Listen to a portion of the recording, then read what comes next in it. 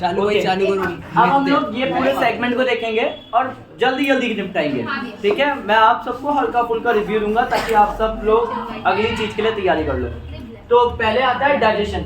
हमें यहाँ पे एक एक लाइन में इन सब की डेफिनेशन बतानी है। तो डाइजेशन का मतलब होता है break down of complex food into simpler one, ठीक है। मैं हल्का हल्का लिख भी रहा हूँ, break down of complex food into simpler one, यानी कि सिंपल सब्सटेंस में तोड़ देना कॉम्प्लेक्स फूड को, उसे हम लोग डाइजेशन कहते हैं।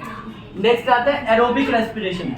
रेस्पिरेशन का मतलब क्या होता है बताओ भाई? Conversion of food into energy, यानी कि फूड को हम लोग एनर्जी में कन्वर्ट करते हैं बाय टेकिंग ऑक्सीजन, ठीक है।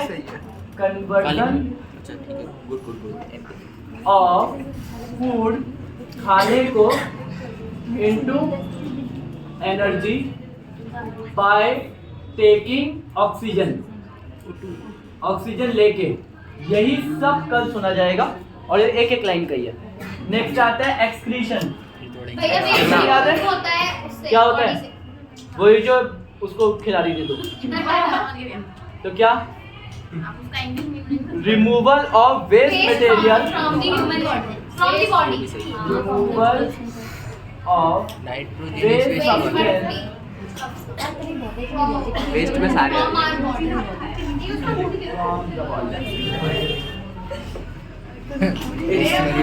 इन सबको लिखोगे। It is the process, starting वही करोगे।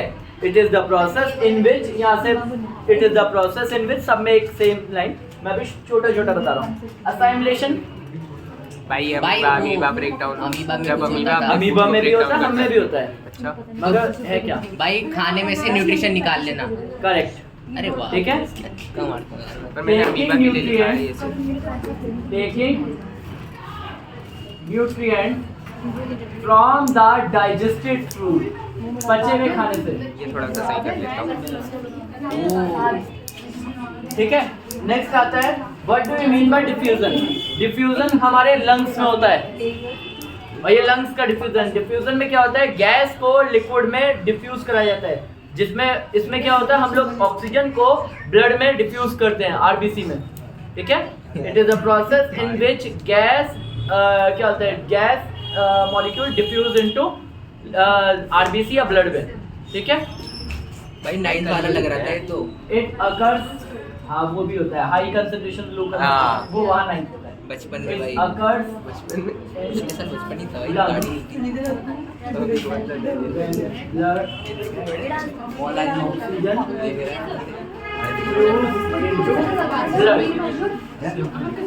तो ऑक्सीजन किसमें फ्यूज होती है? ब्लड में। Next which are the first simple molecule of food produce during photosynthesis. Photosynthesis में पहला मॉलिक्यूल जो हमारा प्रोड्यूस होता है, बड़ा सिंपल मॉलिक्यूल है। अगर इसकी रिएक्शन लिखोगे तो इसी में जवाब मिल जाएगा। फोटोसिंथेसिस में क्या क्या जरूरत होती है? भाई कार्बन डाइऑक्साइड और क्लोरोफिल, डाइऑक्साइड, पानी और क्लोरोफिल भाई। सनलाइट और क्लोरोफिल होना चाहिए। तो फिर बनेगा ग्लूकोज, पानी प्लस ऑक्सीजन और प्लस एनर्जी। H2O भी बहुत जगह दिखाते हैं, बहुत जगह नहीं दिखाते हैं, मगर हम लोग अभी उस पर फोकस करेंगे। तो सिंपल मॉलिक्यूल क्या बनता है? ग्लूकोज। अभी ये एक्चुअल में एनर्जी भी यहाँ निकालेंगे, एनर्जी बाद में निकालेंगे जब ग्लूकोज को ब्रेक डाउन करेंगे, ठीक है। तो अभी उधर से भी हटा दिया, वैसे एनर्जी बनती है। अभी हम नेक्स्ट आते हैं, right the reaction what events occur during photosynthesis. भाई टेकिंग सनलाइट बाय क्लोरोफिल। एक एक करके यहाँ 4 इवेंट होते हैं जनरल। एक इवेंट के अंदर 2 लिखी होती हैं। सबसे पहले हम लोग सनलाइट को लेते हैं, अगर सनलाइट को एब्जॉर्ब करते हैं, क्यों कौन एब्जॉर्ब करता है? क्लोरोफिल। सनलाइट को कौन एब्जॉर्ब करता है? क्लोरोफिल। तो by reduction of carbon carbohydrates. भाई वीडियो चल रही है ऐसी अभद्रवाणी वीडियो में सिलाई निकल की बात है। पत्तियों का हरा रंग सनलाइट एब्जॉर्ब करता है। दूसरा, कार्बन डाइऑक्साइड को ब्रेक कर दो कार्बोहाइड्रेट्स में कार्बन डाइऑक्साइड यानी कि भाई रिडक्शन होता है कन्वर्ट इनटू कार्बोहाइड्रेट। और H2O ब्रेक डाउन होता है H+O2 H2O break into oxygen and hydrogen. वो हाइड्रोजन आगे यूज होगा आगे चीजों में। नेक्स्ट आता है हमारा कौन सा, एक दो एक और मैं भूल गया। एक इवेंट ये हो गया, एक अच्छा मैंने दो यहाँ लिखे हुए हैं। हाँ, conversion of light energy in उसमें केमिकल एनर्जी में कन्वर्जन ऑफ लाइट, सूरज से आने वाली लाइट एनर्जी को इनटू केमिकल एनर्जी। सही है भाई, सही है। अक्षरा की खुशी अलग थी, मेरी भूल गए। नेक्स्ट आता है ड्रॉ वो label diagram of reflection of light through a glass prism. अब एक बात, इसमें बहुत कुछ डिटेलिंग पूछी गई है, बहुत सारी चीजें मैं बहुत ध्यान से बनाऊंगा, आप लोगों को भी बहुत ध्यान से समझना है। सबसे पहले एक व्हाइट लाइट पास होगी,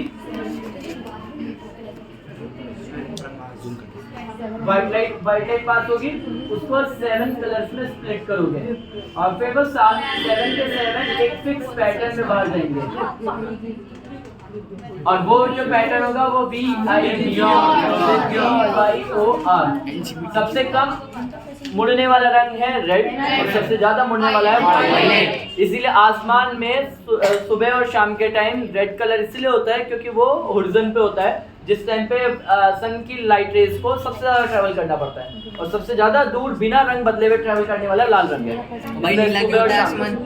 नीला क्यों होता है? नीला ब्लू के टाइम होता है जिस टाइम पे वो नियरेस्ट डिस्टेंस पे होता है और वो क्लियर होता है। उस टाइम पे वॉयलेट कलर स्कैटर्ड ना होके वॉयलेट से लाइट होता था ब्लू पे आ जाता है, वो इसलिए ब्लू स्काई कहते हैं। नेक्स्ट यहाँ हमारे व्हाइट आ गया, यहाँ स्कैटरिंग हो गया, सब कुछ दिखाना। अब यहाँ पे एक चीज और पूछे, राइट ऑल द एंगल्स। अगर हम लोग रिफ्रैक्शन ऑफ लाइट यहाँ व्हाइट लाइट का करा है, मगर अगर सारे एंगल्स पूछे तो उस केस में सिंगल कलर लाइट को भेजा जाता है। सिंगल कलर लाइट को भेजने के लिए हम लोग प्रिज्म बनाया। पेपर में क्या पूछा जाता है, हर एक एंगल्स को पूछा जाता है। एक सैंपल पेपर में सारे एंगल्स के बारे में भी पूछा गया। तो मैं कोई भी एक रंग की लाइट, माना व्हाइट लाइट है, माना रेड कलर की या ब्लू कलर की लाइट है, ये पास हुई है और ये इस तरीके से जा रही है। सबसे पहले जिस ये एंगल ये दिख रहा है नॉर्मल, हाँ भाई नॉर्मल, इसे नॉर्मल कहते हैं, डॉट डॉट वाले को नॉर्मल होता है जो फेस के 90 डिग्री का होता है। जिस एंगल से लाइट अंदर जाती है उसे एंगल ऑफ इंसिडेंस, जिस एंगल से लाइट अंदर मुड़ती है उसे एंगल ऑफ रिफ्रैक्शन, जिस एंगल से लाइट बाहर जाती है उसे एंगल ऑफ इमर्जन। एक और बात, ये है angle of prism, angle A, angle of prism को एंगल ए कहते हैं। और एक होता है एंगल ऑफ डेविएशन। डेविएशन का मतलब है कि जिस इंसिडेंस रे और इमर्जेंट रे, इन दोनों के बीच में जो एंगल होता है उसे कहते हैं angle D, angle of deviation. कि असली में लाइट कितना मुड़ी है शुरुआत से और अंत में, अंत वाली लाइट ये और शुरुआत वाली लाइट ये, इन दोनों को आगे बढ़ाते हैं। जहाँ जितना एंगल बनता है वो है एंगल ऑफ डेविएशन। ये सारे एंगल्स के बारे में पूछा जाता है। ये सारे एंगल्स आपके एनसीईआरटी बुक में भी है, सपोर्ट मटेरियल में भी है। आप देखोगे प्रिज्म बना हुआ, सारे एंगल नीचे लिखे हुए भी, आपको वो याद भी करने हैं क्योंकि पूछे भी जाते हैं। डन। नेक्स्ट आता है what is scattering of light. Light का छोटे छोटे पार्टिकल्स के उससे टकरा के बदलना क्या कहलाता है? स्कैटरिंग ऑफ लाइट कहलाता है। ठीक है, जो एयर या एटमॉस्फेयर में प्रेजेंट स्मॉल पार्टिकल्स होते हैं उनकी वजह से लाइट डिस्पर्स हो जाए यानी कि फैल जाए, तो उसे कहते हैं scattering of light. because of those particles which are present in हाँ, atmosphere, present those small particles या tiny particles present in atmosphere, scattering is dispersion of light by the small particle present in atmosphere is known as scattering। dispersion का नाम use कर लो scattering को define करने के लिए, simple सी बात है। डन, क्लियर है सबको? इसका एक डायग्राम बनाना तो मैंने डायग्राम बना दिया, डेफिनेशन आप लिख लेना। मैंने ऑलमोस्ट कुछ सेगमेंट बता दिए। और एक और बात, मैंने सिर्फ ये सेगमेंट नहीं बताए, मैंने आपको आसमान का लाल रंग का, नीले रंग का, एस्ट्रोनॉट को काला क्यों दिखता है स्पेस, क्योंकि एस्ट्रोनॉट ऑब्वियस है वो पृथ्वी के एटमॉस्फेयर से बाहर है, और जब वो ऊपर देख रहा है तो उसके पास तो कोई एटमॉस्फेयर नहीं है, तो वहाँ पे कोई एटमॉस्फेयर ना होने की वजह से उससे कैसा दिखेगा, सब काला। दिन में भी उसे काला दिखेगा कि वहाँ तो क्या दिन क्या रात, वहाँ तो सनलाइट डायरेक्ट ही पड़ रही है और वो कोई फैल के 7 रंग टूट भी नहीं रहे, वहाँ पे तो वहाँ सब काला ही दिखेगा। समझ में आया? डन? पूरे दिन लाइट आउट चलता है।